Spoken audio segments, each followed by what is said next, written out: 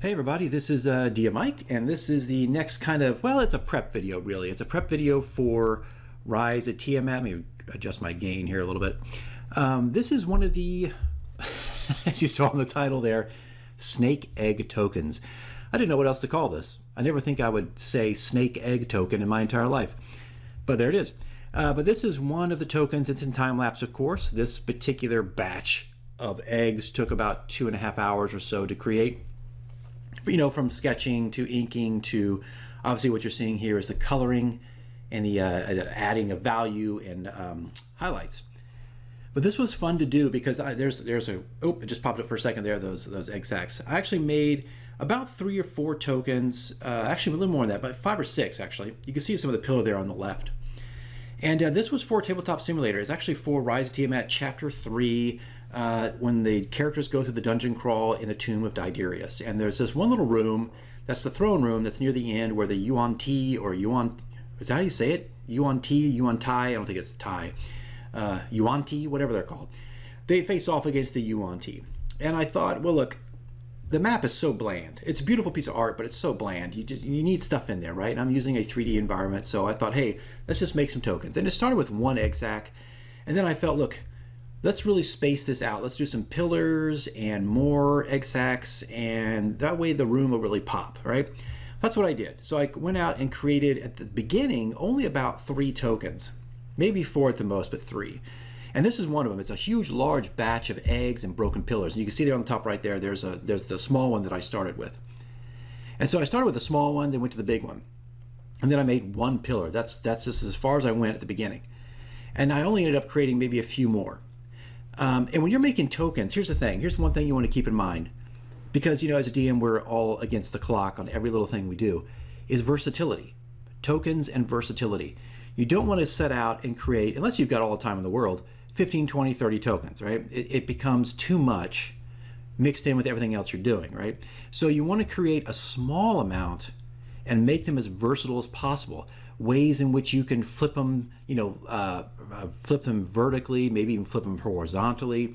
You want to be able to stack them in different positions.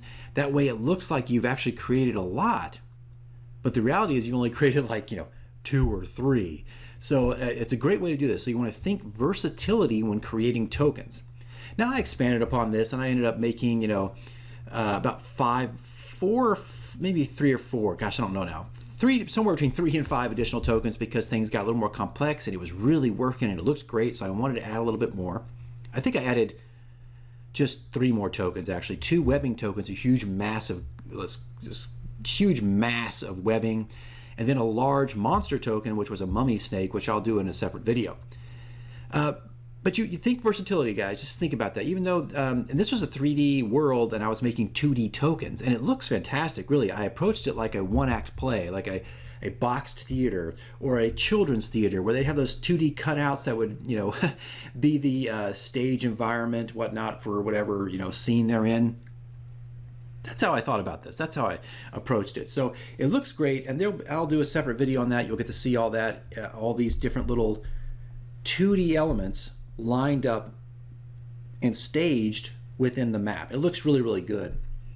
But here you can see I'm just putting everything together. I'm putting all the color, a little bit of texture. I think I pulled away from doing this because the tokens are going to be small. That's another thing. If you get small tokens or you're printing out something that's going to be small, if you load it with details, the only thing you're going to get for all your work is a muddy image, right? Trust me. And even this has probably, even with the webbing, has a little too much detail. Now, luckily, I blew it up a little bit in Tabletop Simulator, and it looks fantastic. But if I were to print it off, it might be a little muddy in some areas because it's like too much. So again, in a lot of ways, less is more when you're creating these things. So think about that. The temptation is always to put thousands of bits of detail. That's great and all, but a lot of that is lost in translation when you're rendering it to some other program. Now again, I'm using Sketchbook Pro, highly recommend it. I think now it is completely free. You know, get all the features of the Pro version, from what I understand. Do not buy this software if you don't have a tablet. I'm telling you, if you're going to try to draw with a mouse, then you're in for a nightmare. So don't do it.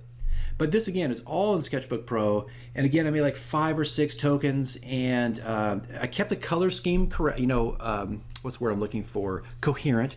So I kind of pulled everything off that first golden pillar you saw at the very beginning of the video. So everything kind of matched up. And that same pillar I repeated and maybe put some vegetation on it, so it looked like I made 2 pillars, but again, only made 1. So guys, that's about it here. It's starting to wrap up. Everything's pretty much done here. More prep and more things to come as I continue through this adventure, because I'm telling you there's going to be a lot more art to come. All right, guys, that's it. See you in the next one.